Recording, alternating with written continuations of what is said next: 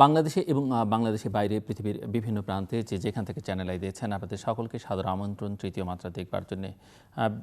দর্শক, আজ বিশ্ব তামাক মুক্ত দিবস। বিশ্বব্যাপী এই দিবসটি পালিত হচ্ছে, বাংলাদেশেও পালিত হচ্ছে এবং এবারকার প্রতিপাদ্য বিষয় হচ্ছে raise tobacco tax, lower death and disease.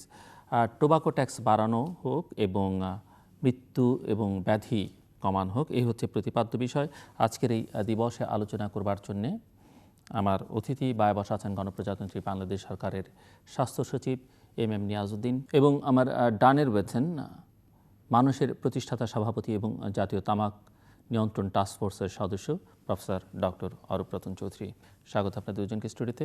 Mister secretary, আপনি যদি এবারকার যে প্রতিপাদ্য বিষয় বিশ্ব তামাক মুক্ত দিবসের এই বিষয়টি সম্পর্কে একটু ধারণা দেন, যে প্রতিপাদ্য বিষয় নির্ধারণ করবার কারণ কি এটি, এবং সেই সঙ্গে আজকের এই দিবসটি সরকার কিভাবে উদযাপন করছে।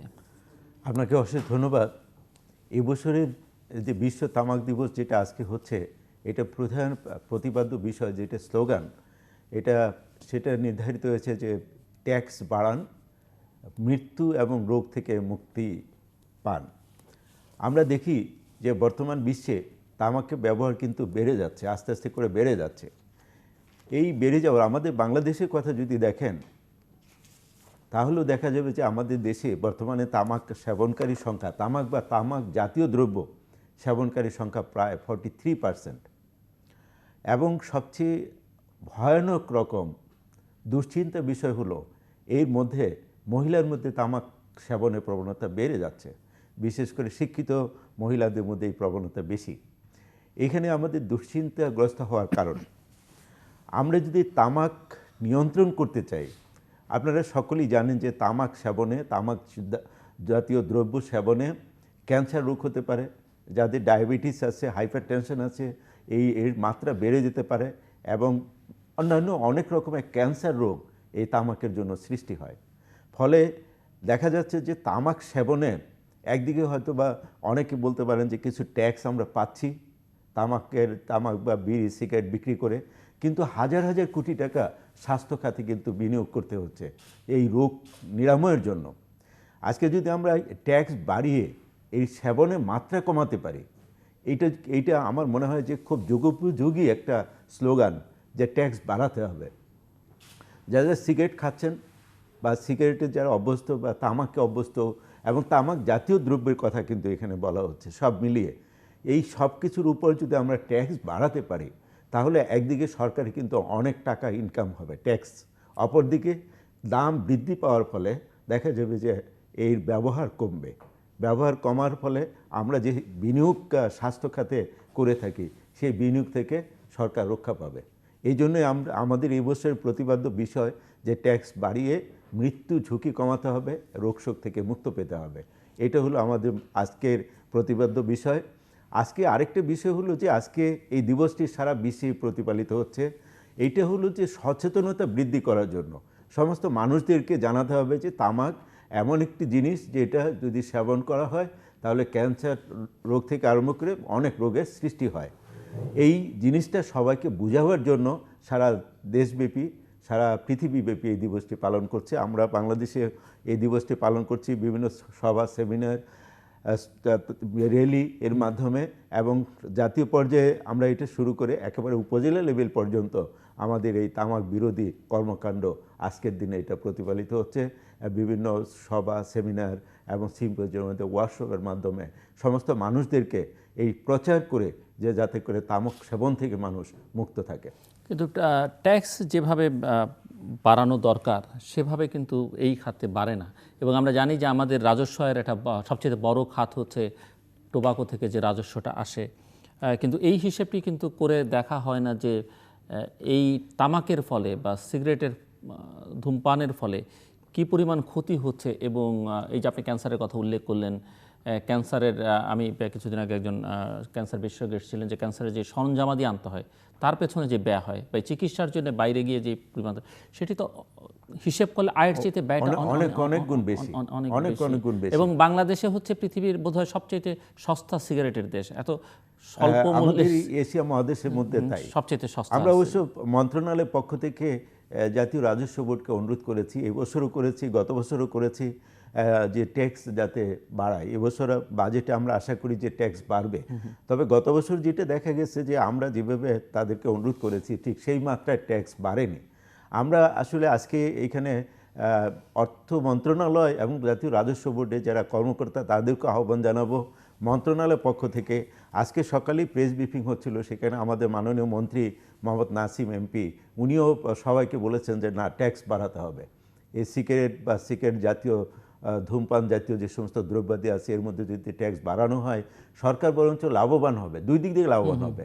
একদিকে হলো যে আপনার প্রচুর পরিমাণ টাকা পাবে, আরেকদিকে হলো যে অর্থ সাশ্রয় হবে, রোগ নিরাময়ের ক্ষেত্রে এই লাভবানটা আসবে। এবং ট্যাক্স বাড়লে ন্যাচারালি সিগারেটের দাম বৃদ্ধি পাওয়ার কথা, তাতে কনজামশন কিছু কমে আসবার কথা। রাইট। আমি আরেকটা তথ্য দিতে চাই।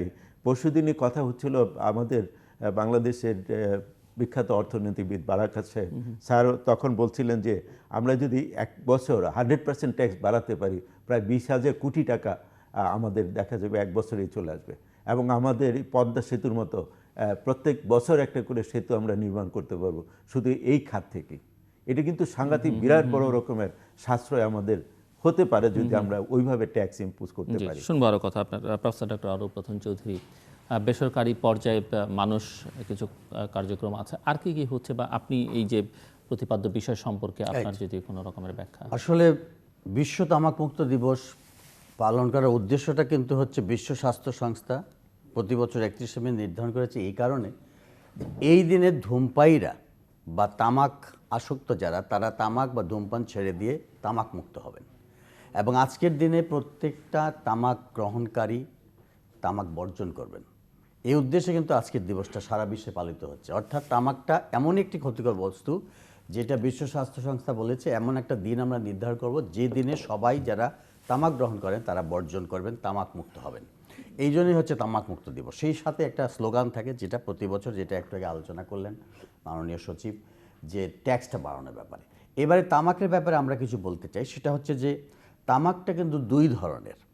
আমরা সাধারণত সিগারেট যেটা ধোঁয়া বাতাসে উঠতে দেখি সেটার দিকে সবার দৃষ্টি, কিন্তু বিজ্ঞানের গবেষণায় দেখা যাচ্ছে যে বিষয়টা উঠে আসেনি বা 2005 সালে তামাক নিয়ন্ত্রণ আইনেও আসেনি, সেটা হচ্ছে ধোঁয়াহীন তামাক, যেটা জর্দা, গুল, দোক্তা, খৈনি বিভিন্ন বাহারি নামে বাজারে ব্যবহৃত হচ্ছে আমাদের এই সাউথ ইস্ট এশিয়াতে। অর্থাৎ এই আমাদের যে এই এশীয় মহাদেশের দেশগুলো, এগুলো কিন্তু ধোঁয়াহীন তামাকের ব্যবহার অত্যধিক বেশি, যার ফলে আমাদের দেশে ক্যান্সার, মুখের ক্যান্সার, গলার ক্যান্সার, পাকস্থলীর ক্যান্সার, মহিলাদের ব্রেস্ট ক্যান্সার, জরায়ুর ক্যান্সার, এগুলা কিন্তু এই ধোঁয়াহীন তামাকের কারণে বেশি হচ্ছে। সুতরাং তামাকের ব্যবহারটা দেখা যাচ্ছে দুই ধরনের, একটা হচ্ছে সিগারেট, একটা হচ্ছে ধোঁয়াহীন তামাক, জর্দা তামাক। আরেকটা বিষয় বলি, সেটা হচ্ছে এই তামাকের ক্ষতিটাও কিন্তু দুই রকম। একটা হচ্ছে যিনি তামাক গ্রহণ করছেন তিনি সরাসরিভাবে ক্ষতিগ্রস্ত হচ্ছেন, ধূমপান নিয়ে তার 25টা নিশ্চিত রোগের তিনি শিকার হচ্ছেন, এবং যিনি ধূমপান করছেন না, এই ধূমপানের পাশে থাকছেন, পরোক্ষ ধূমপানের শিকার হচ্ছেন, যেটা প্যাসিভ স্মোকিং। এখন যিনি সিগারেট খান তার মুখের ধোঁয়া, সিগারেটের থেকে যেটা বের হয় মুখের, সেটা হচ্ছে মেইন স্ট্রিম স্মোক, আর যার সিগারেট হাতে থাকে ওই ধোঁয়াটা যায় সেটা হচ্ছে সাইড স্ট্রিম স্মোক। এই মেইন স্ট্রিম স্মোক আর সাইড স্ট্রিম স্মোক দুটোই পরোক্ষভাবে অধূমপায়ীর মুখে, নাকের মধ্যে যাচ্ছে এবং তিনি গ্রহণ করছেন। ফলে যে 4000 রাসায়নিক পদার্থ এই তামাকের মধ্যে আছে, যার মধ্যে 60টি হচ্ছে কার্সিনোজেনিক বা ক্যান্সার সৃষ্টি করতে পারে, সেগুলো পরোক্ষভাবে অধূমপায়ীরাও শিকার হচ্ছেন, ফলে তাদেরও সমানভাবে 25টা রোগ হচ্ছে। এর জন্য মহিলাদের মধ্যে দেখা যাচ্ছে ইদানিং ল্যাঞ্চেটও একটা জার্নালে, খুব নামকরা একটা বৈজ্ঞানিক জার্নাল, সেখানেও তারা দেখিয়েছেন যে মহিলাদের মধ্যে ব্রেস্ট ক্যান্সার বা স্তন ক্যান্সারের অন্যতম প্রধান কারণ হচ্ছে পরোক্ষ ধূমপান। এই সাথে জরায়ুর ক্যান্সারের কথা তারা বলছেন, এতদিন আমরা বিষয়টা জানতাম না। এছাড়া পরোক্ষভাবে শিশুরা যারা বাসায়, অভিভাবকরা, পিতারা ধূমপান করেন, তাদের শিশু সন্তান যারা, কন্যা সন্তান যারা, পুত্র সন্তান, তারাও কিন্তু বিভিন্ন শ্বাসকষ্টজনিত রোগে ভুগে থাকেন, যেমন ব্রঙ্কাইটিস, নিউমোনিয়া, হুফিং কাপ ইত্যাদি, কিন্তু শিশুদের রোগ বেশি হচ্ছে। সুতরাং দেখা যাচ্ছে তামাকের ক্ষতিটাও দুই রকম, তামাকও দুই রকম। সুতরাং আমাদের ব্যাপকভাবে আজকে আলোচনার বিষয় হচ্ছে যে তামাক নিশ্চিতভাবে একটা ক্ষতিকর বিষাক্ত পদার্থ পৃথিবীতে, যার মধ্যে বিষাক্ত 4000 পদার্থ রয়েছে, 60টি হচ্ছে কার্সিনোজেনিক। এবং এই প্রেক্ষিতে আপনার 2003 সালে এফসিটিসি, যেটা ফ্রেমওয়ার্ক কনভেনশন টোবাকো কন্ট্রোল, যেটা জেনেভা কনভেনশনের পরে আর কোনো কনভেনশন হয় নাই, এই প্রথম স্বাস্থ্য সম্মেলনে কনভেনশন হয়, যেখানে প্রায় 200টি দেশের স্বাস্থ্যমন্ত্রীরা একত্রিত হয়ে সিদ্ধান্ত নিয়েছিলেন যে তামাক এমনই একটা ক্ষতিকর রাসায়নিক বস্তু যেটা প্রতিটা দেশে নিয়ন্ত্রণ করতে হবে। এবং সেই জন্যই বাংলাদেশের 2005 সালে মহান জাতীয় সংসদে এই তামাক নিয়ন্ত্রণ আইনটি পাশ হয়। কিন্তু দুঃখের বিষয় 2005 সালে যে আইনটি পাশ হয় তার মধ্যে কিছু ত্রুটি বিচ্যুতি ছিল, যেটার অন্যতম হচ্ছে যে ধোঁয়াইন তামাক জর্দাগুলকে সেখানে অন্তর্ভুক্ত করা হয়নি, এবং যে পরিমাপটা ছিল যে ফাইন বা পেনাল্টি সেগুলো অতিমাত্রায় কম ছিল। সবচেয়ে বড় কথা, এফসিটিসির আলোকে যে সিদ্ধান্তগুলো ছিল তার মধ্যে পিকটোরিয়াল ওয়ার্নিং সেটগুলোও ছিল না।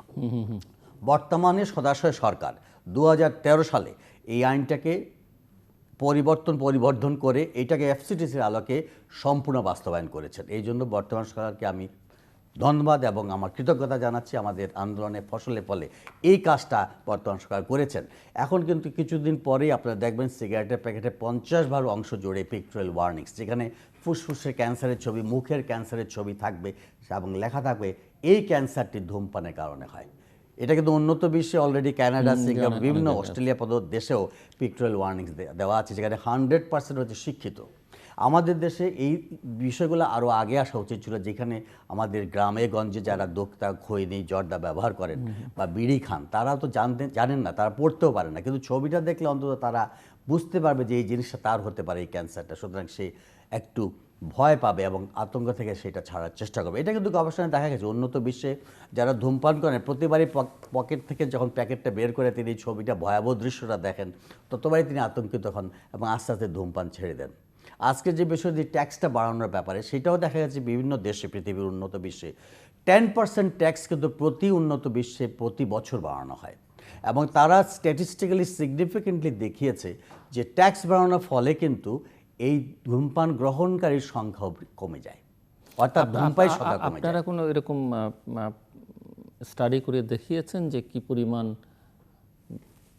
ক্ষতি হয়? হ্যাঁ, আমাদের স্টাডি ছাড়াও বিভিন্ন, যেটি আসলে বলা হয়ে থাকে যে আমরা আমাদের রাজস্ব আয়ের একটা বড় খাত হচ্ছে। অবশ্যই একটা স্টাডি বাংলাদেশে হয়েছিল, যেটা ছিল international tobacco control policy evaluation project, এবং তারা বিভিন্ন সার্ভে করে দেখিয়েছিলেন যে বাংলাদেশে যেভাবে তামাকের উপরে করের ব্যাপারটা অত বেশি বাড়ানো না হওয়ার কারণেই বাংলাদেশে ধূমপায়ীর সংখ্যা বাড়ছে। এবং তাদের এই সার্ভেতে কিন্তু এটা তারা প্রমাণ করেছেন যে আমাদের দেশে যদি সেই পরিমাণে, যে পরিমাণে উন্নত বিশ্বে ট্যাক্স বাড়ানো হয়, সেই পরিমাণে যদি এই দেশে ট্যাক্সটা বাড়ানো যেত, তাহলে কিন্তু এখানে ধূমপায়ীর সংখ্যা হ্রাস পায়। এটা কিন্তু ইন্টারন্যাশনাল সেই টোবাকো কন্ট্রোল পলিসি এভালুয়েশন প্রজেক্টে তারা 2010 সালে যে সার্ভেটা তারা করেছে তাতে কিন্তু প্রমাণ করেছে। আমি আসছি আপনার কাছে আবার।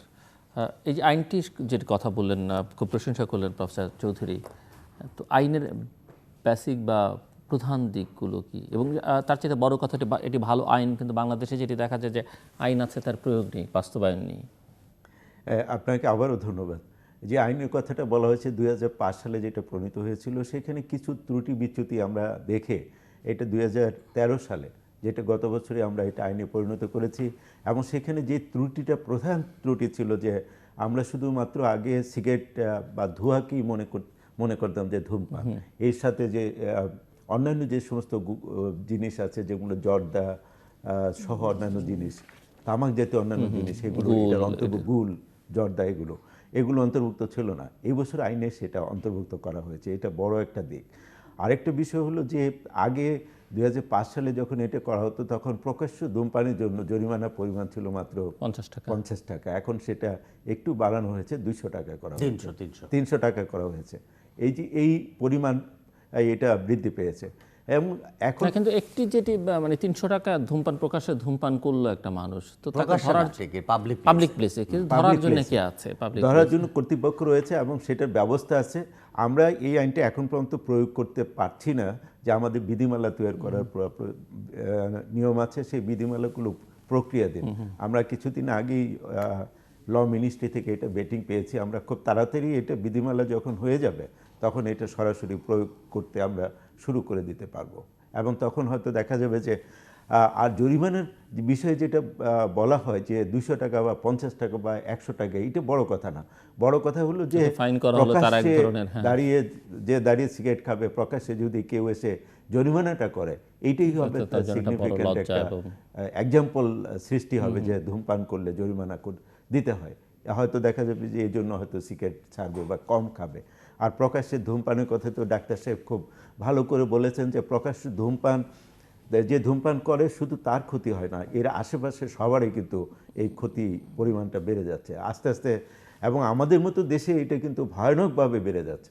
অন্যান্য দেশে যেই ধূমপান হচ্ছে সেখানে একটা প্রোটেক্টেড এরিয়া থাকে যেখানে গিয়ে তারা ধূমপান করে, যদিও সেইটাও খারাপ, তারপরেও আমরা বলবো যে সেরকম একটা ব্যবস্থা আছে, কিন্তু আমাদের দেশে কিন্তু সেই ব্যবস্থাটা এখন পর্যন্ত আমরা করতে পারিনি। এমন যদি এটা করা যায় তাহলে হয়তো দেখা যাবে যে হয়তো আরও কিছু মানুষদেরকে বাঁচানো যাবে। এবং আমরা এই আইন করার আগে আমরা হয়তো অবশ্যই চিন্তা করছিলাম যে এরকম প্রোটেক্টেড এরিয়া এটা চিহ্নিত করে যাবে কিনা, কিন্তু আমাদের পক্ষে সেটা করা সম্ভব হয়নি। আমরা হয়তো সচিবালয় হয়তো চিন্তা করতে পারতাম যে এইখানে প্রোটেক্টেড এরিয়া থাকবে, যে কেউ যদি ধূমপান করে শুধুমাত্র ওখানে গিয়েই সে করতে পারবে। অবশ্য সেই সুযোগটা এখন পর্যন্ত আমাদের হয়নি, তবে অবশ্যই আমাদের সেদিকে যেতে হবে। আর একটু সবচেয়ে বড় কথা হলো যে আমরা যারা অভিভাবক, আমরা যারা লিডার, জনপ্রতিনিধি, সবাই যারা সিগারেট খাচ্ছে তাদেরকে পরিহার করতে হবে, যাতে করে তারটা দেখে তার যে সন্তান সন্ততি আছে, ছেলেমেয়েরা আছে, তারা যেন সিগারেটটা ছেড়ে দেয় বা সিগারেটের প্রতি আগ্রহ না থাকে। আমাদের ছেলেমেয়েদের এবং ছাত্রছাত্রীদের কিন্তু অনেক সময় অনুকরণীয়, বিশেষ করে সিগারেট যখন দেখবে যে নায়ক খাচ্ছে অথবা পিতা খাচ্ছে অথবা শিক্ষক খাচ্ছে, তখন তার মনের মধ্যে একটা প্রেরণা যোগায় এটা। কাজে এগুলো পরিহার করা আমাদের খুব বেশি অন্যান্য দরকার। দেশে তো এগুলো স্ট্রিক্টলি প্রহিবিটেড আছে গণমাধ্যমে, মানে ফিল্মে বা নাটকের আমরা মধ্যে। এবছর এটা রেখেছি, এবছর আইনে আমরা সেটা রেখেছি যে যদি কেউ কোনো প্রয়োজনে এটা করে, এরকম দৃশ্য দেখা যে সিগারেট খেতে হবে, অবশ্যই সাথে সাথে নিচে লিখে দিতে হবে যে ধূমপান স্বাস্থ্যের জন্য ক্ষতিকর। মানে যে কোনো চলচ্চিত্র বা নাটকে যদি দেখাতে হয় অবশ্যই এটা লিখে দিতে হবে। এমনকি পুরনো যেসব নাটক বা সিনেমা প্রচার হয় সেখানেও দেখাতে বলা হয়েছে। এই বছর আমরা অবশ্য আইনের, আমার মনে হয় যে একটা ভালো আইন প্রণীত হয়েছে। এটি কবে থেকে কার্যকর হবে?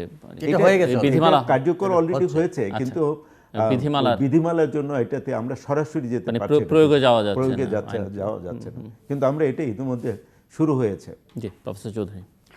আমি যে বিষয়টা বলতে চাই সেটা হচ্ছে যে আইনের বিষয়টা হচ্ছে যে পাবলিক প্লেস বলতে আমরা কি বুঝি। এখনো কিছু কিছু রং কনসেপশন রয়েছে আমাদের মধ্যে। বাজার, স্টেশন, সেটা হচ্ছে যে স্টিমার স্টেশন, রেলওয়ে স্টেশন, এইগুলা স্টেশন এবং শপিং মল, বাজার, হাট বাজার, তারপরে স্কুল কলেজ, শিক্ষা প্রতিষ্ঠান, অফিস আদালত, যেখানে প্রচুর জনসমাগম হয় এবং তারা একত্রিত থাকে, এবং সেখানে যদি কেউ সিগারেট ধরায় সাথে সাথে আইন প্রয়োগকারী সংস্থা তাকে 300 টাকা জরিমানা করতে পারে, এবং সেই সাথে সাথে তিনি যদি দ্বিতীয়বার এটা করেন তাহলে তার ডাবল পেনাল্টি হবে। মানে একই ব্যক্তি যদি আবার করেন এবং থার্ড টাইমে যদি করেন তাহলে 900 টাকা হবে, অর্থাৎ প্রতিবারই তার কিন্তু এটা বাড়বে। এটা কিন্তু আইনের মধ্যে আছে।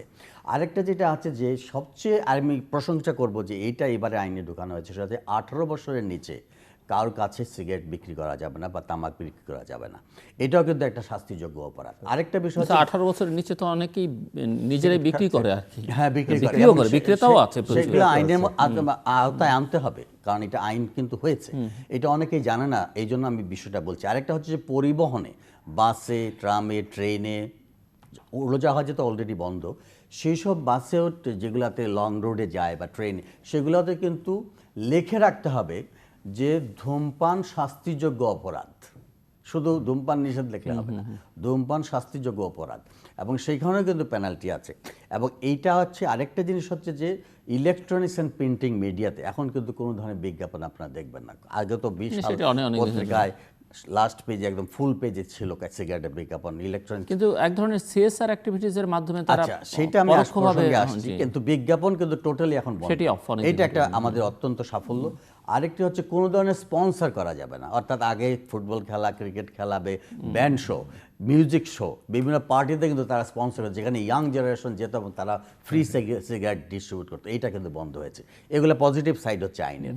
আরেকটা কথা আপনি যেটা বললেন, আমি একটু ডাক্তার সাহেব যেটা বলেছেন, কয়েকদিন আগে এরকম একটা ঘটনা হয়েছে, যে একটা বড় রকমের স্পন্সর নিয়ে একটা কোম্পানি এসেছে একটা অনুষ্ঠান করার ব্যাপারে, এবং এটা ডাক্তার সাহেব সহ আরও বেশ কিছু লোকজন আমাদের কাছে গেলেন যে না, এই স্পন্সর তো করা যাবে না, আইনে তো বলে না। তখন কিন্তু আমরা এটা হস্তক্ষেপ করেছি এবং এটা বন্ধ হয়েছে। এটা কিন্তু খুব ভালো একটা ভালো। এখন আরেকটা বিষয় যেটা বলতে চাই, যে আপনি যেটা বলছিলেন যে আইনের প্রয়োগটা নিয়ে, আইন কিন্তু বাংলাদেশে tobacco control task force already কাজ করছে এবং বিভিন্ন জায়গায় কিন্তু তারা মানে ফাইন নিচ্ছে। আমাদের ঢাকা শহর ছাড়াও মফস্বলে বিভিন্ন জায়গায় বিভিন্ন ডিস্ট্রিক্ট ডিসি যারা বিভিন্ন শহরে, তারা কিন্তু এটা মানে তদারক করছেন এবং পেপারে মাঝে মাঝে কিন্তু আসছে। কিন্তু ভেজাল বিরোধী অভিযান যেভাবে ফলাও হয়েছিল বিভিন্ন মাধ্যমে, প্রচার মাধ্যমে, এইটা সেভাবে ফলাও হয়নি। আমি মনে করি যে এই তামাক নিয়ন্ত্রণ আইনের যে ধারাগুলা এটা বাস্তবায়নের জন্য এইভাবে পেনাল্টিগুলা প্রকাশ্যে এই ধরনের মিডিয়াতে আসা উচিত, যাতে মানুষ আরও সচেতন হয় এবং এইটা কিন্তু করা উচিত। এবং তা না করলে কিন্তু আমাদের আইন সম্বন্ধে মানুষ জ্ঞাত হবে না, বুঝতে পারবে না যে কোন আইনটা কোথায় রয়েছে। আরেকটি জিনিস হচ্ছে যে এই যে সিএসআর এর কথাটা বললেন আপনি, সিএসআর এর নামে তামাক কোম্পানিগুলো এখনও কিন্তু বনায়ন করে যাচ্ছে। এটা আমার কাছে মনে হয় যে তারা বৃক্ষরোপণ করে, বিভিন্ন ব্যক্তিবর্গদের নিয়ে সেখানে উদ্বোধন করা হয়, কিন্তু আপনি শুনলে মানে হাসবেন না কাঁদবেন আমি জানি না, প্রতি 1000 টন তামাক কিউরিং প্রসেসে 1000 টন গাছ তারা পুড়ে। আমরা যদি বলি যে যেখানে বিড়ি চাষ হয়, মানে বিড়ির জন্য বিড়ি উৎপাদন হয় ওই যে নর্থ বেঙ্গলে, সেখানে সরকার ঋণ গ্রহণ মানে ঋণ দেওয়া বন্ধ করেছে কৃষকদের বা কমিয়ে দিয়েছে, বাট টোবাকো কোম্পানিগুলো, এই সিগারেট কোম্পানিগুলো তাদেরকে কৃষকদেরকে ঋণ দিচ্ছে। এবং শুধুমাত্র নর্থ বেঙ্গলে না, আপনার খুব আশঙ্কাজনক আরেকটা বিষয় যে হিলট্রেক্স ডিস্ট্রিক্টগুলোতে, যেখানে খুব নিরীহ মানুষ যারা বাস করে, আমরা যারা ট্রাইবাল পিপল তাদের খুব নিরীহ মনে করি, সহজ সরল মনে করি, এই সুযোগটা কিন্তু তারা নিচ্ছে এবং সেখানে গিয়ে তারা দেখা যায় যে প্রচুর টাকা অ্যাডভান্স করে আসে, যেটা হয়তো কল্পনাতীত। আমরা অনেক সময় চিন্তা করি না যে যেমন 1 একর জমিতে যে টাকা ফলনে আসবে তার চেয়ে বেশি টাকা দিয়ে তাদেরকে উৎসাহিত করা হচ্ছে এই তামাক চাষে। আমার মনে হয় যে এইটা সমন্বিত প্রয়াস। আমরা এই আইনের মধ্যেও এটা বলা আছে, আমাদের এটা আছে যে এই ধরনের উৎসাহ প্রদান করা যাবে না, বা চাষে চাষ যাতে না হয় সেটা বন্ধ করার অভিধান এগুলো রাখা হয়েছে। আমি আশা করি যে জেলা এবং উপজেলা পর্যায়ে, আমি অবশ্য কোনো কোনো জায়গা থেকে ইতিমধ্যে খবর পাচ্ছি যে ওখানকার স্থানীয় উপজেলা নির্বাহী অফিসার তাদের নেতৃত্বে এরকম তামাক ক্ষেত ধ্বংস করা হচ্ছে, নষ্ট করে দেওয়া হচ্ছে, এরকম হচ্ছে। অবশ্য কিছু কাজও হচ্ছে, তবে এটা ব্যাপকভাবে করতে হবে, আমাদের সকলকে এগিয়ে আসতে হবে এই ব্যাপারে। এবং এটা যেটা তামাক কোম্পানিগুলো বনায়নের নামে বৃক্ষরোপণ করে, কিন্তু প্রতি 1000 টন তামাক পোড়ানোর জন্য বা কিওরিং প্রসেসের জন্য তারা 1000 টন গাছ পোড়ে। মানে এটা হচ্ছে গরু মেরে জুতা দানের মতো। সুতরাং এগুলো প্রহসন। আমি মনে করি যে এইটা টোটালি এই তামাক চাষিদেরকে তারা যেভাবে উদ্বুদ্ধ করছে, এইটা অবশ্যই বন্ধ হওয়া উচিত। এবং আইনের মধ্যে কিন্তু আছে, যেটা মাননীয় সচিব বললেন, বর্তমানে এই তামাক নিয়ন্ত্রণ আইনের মধ্যে আছে, যদি কোনো কৃষক এই তামাক চাষ ছেড়ে দিয়ে অন্য চাষে যেতে চায় তবে তাদেরকে ইন্টেনসিভ দেওয়া হবে, তাদেরকে ঋণ দেওয়া হবে সহজ শর্তে, এটা কিন্তু আছে। সুতরাং এই বিষয়টা কিন্তু অনেক তামাক চাষি জানে না। আমার কৃষি মন্ত্রণালয় যদি এই দায়িত্বটা নেয় এবং তাদেরকে এই তামাক চাষে উদ্বুদ্ধ না করার জন্য অন্য চাষি, যেমন আমরা কয়েকটা উদাহরণ দিয়েছিলাম একবার, যে এই তামাক চাষি কয়েকজন তারা তামাক চাষ ছেড়ে দিয়ে রজনীগন্ধার চাষ করে অনেক লাভবান হয়েছেন। কারণ এখন তো ফুল বাংলাদেশে খুব জনপ্রিয় একটা, যে কোনো অনুষ্ঠান আদিতে উৎসবে আমরা ফুল ব্যবহার করি, প্রতিদিনও আমরা ফুল কিনি এবং ফুলের দোকানগুলা মানে খুব রমরমা ব্যবসা করছে। সুতরাং তারা তো সহজেই সেই ধরনের ফুলের ব্যবসা যে কোনো ফসলি আবাদ জমিতে করতে পারে। আরেকটি দুঃখজনক ব্যাপার হচ্ছে, এই তামাক কোম্পানি শুধু চাষিদের উদ্বুদ্ধ করে তাদের জীবন নষ্ট করেছে তা নয়, যে মাটিতে তারা তামাক চাষ করে সেই মাটিটা, উর্বর মাটিটা কিন্তু ধ্বংস হয়ে যায়। মানে সেই মাটিটা সেই ফলনের মতো আর ভালো মাটি থাকে না, ফলে সেখানে আর ফসল আর ফলায় না সেরকম। সুতরাং এটাও কিন্তু তারা, আমাদের মাটিও কিন্তু বিষাক্ত হয়ে যাচ্ছে। তামাকটা এতই বিষাক্ত যে এখানে যে তামাক চাষ করা সেই মাটিও বিষাক্ত হয়ে যায়, ফলে সেখানে যদি আপনি পরবর্তীতে কোনো ফসল ফলাতে চান তাও পারবেন না। সুতরাং আমার মনে হয় সরকারের এই ব্যাপারে একটা নজর দেওয়া উচিত, যাতে এই চাষের ব্যাপারে কৃষকদেরকে ইন্টেনসিভটা যে আইনে আছে তাদেরকে আবার ফিরিয়ে আনার জন্য, যে অন্য চাষে তারা যেন উদ্বুদ্ধ হয়। এই ব্যাপারে যে কথাটা বলা হচ্ছে, যে আমরা আসলে আজকেও কথা বলছিলাম আমাদের মাননীয় মন্ত্রী মহোদয় সহ, যে এই যে চাষাবাদ হচ্ছে কৃষি মন্ত্রণালয় সহ আরও বেশ কিছু, যেমন স্বরাষ্ট্র মন্ত্রণালয়, এই বিষয়ে আপনাদের আন্ত মন্ত্রণালয়ের সমন্বয়টা সমন্বয় আছে, আমাদের স্টিয়ারিং কমিটি আছে, যেটা আমাদের মন্ত্রণালয়ে স্টিয়ারিং কমিটি আছে, যে এই কমিটিতে বিভিন্ন মন্ত্রণালয়ের প্রতিনিধিরা উপস্থিত এটা আমাদের জন্য টাস্ক ফোর্সে তো বিভিন্ন মন্ত্রণালয় আছে, বিভিন্ন মন্ত্রণালয় এটার সাথে জড়িত। তবে আরও বেশি ইফেক্টিভভাবে আমাদেরকে কাজ করতে হবে। ইতিমধ্যে অবশ্য যেটা আসার কথা, যে অনেক জায়গায় উপজেলা নির্বাহী অফিসাররা আমাদেরকে কিন্তু খবর দেন যে হ্যাঁ এইরকম তামাক নষ্ট করা হচ্ছে, এই কাজগুলো করছে, প্রতিরোধ করা হচ্ছে, এটা করা হচ্ছে। তবে যেটা ডাক্তার সাহেব বলেছেন, আমাদের আসলে আরো ব্যাপকভাবে প্রচারণাটায় যেতে হবে, যেটা আমরা এখন পর্যন্ত, এবং আমরা তো অ্যাডিকশনের কথা বলেছেন, যে মাদক দ্রব্য বা নেশা বা যত অন্যান্য নেশা, তো এর বিগিনিংটা তো হয় আসলে সিগারেট থেকে, ধূমপান থেকে। অ্যাকচুয়ালি আপনি যেটা বলেছেন, যখন ইয়াবার কথা বলি আমরা, গাজার কথা বলি, যাই বলি না কেন, ফেন্সিডিলের কথা বলি, সব রকমের নেশার সূত্রপাত কিন্তু ওই তামাক থেকে শুরু হয়। এটা আসলে পরিবারের সবাইকে লক্ষ্য রাখতে হবে যে আমাদের এই যে সমাজে যে অনাচারগুলো হয়, যে ক্রাইমগুলো হচ্ছে, সেখানে কিন্তু যদি আপনি দেখবেন যে প্রথমে শুরু করে সিগারেট থেকে, সিগারেট খাওয়া শুরু করে, তারপরে গাঁজা, তারপরে হিরোইন, তারপরে আপনার ফ্যান্সি ডিল, এবং যখন পয়সা পাবে না তখন গিয়ে দেখা যাবে যে পয়সার জন্য হয়তো চুরি ডাকাতি, রাহাজানি, এবং কিছু টাকার জন্য হত্যাকাণ্ড ঘটেছে। আপনার এই তো ফার্মগেট এলাকায় দেখা গেছে যে কিছু টাকার জন্য, মাত্র অল্প কিছু টাকার জন্য হিরোইন সেবী তারা খুন করেছে। কাজেই এই ধরনের অনাচার কিন্তু সৃষ্টি হচ্ছে সেই তামাক থেকেই।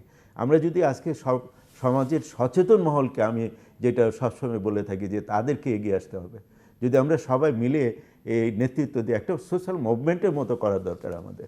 আজকে আস্তে আস্তে তামাকের ব্যবহারের হার কিন্তু বৃদ্ধি পাচ্ছে, আমাদের কমে যাওয়ার কথা। আমরা খুব আশ্চর্য হই।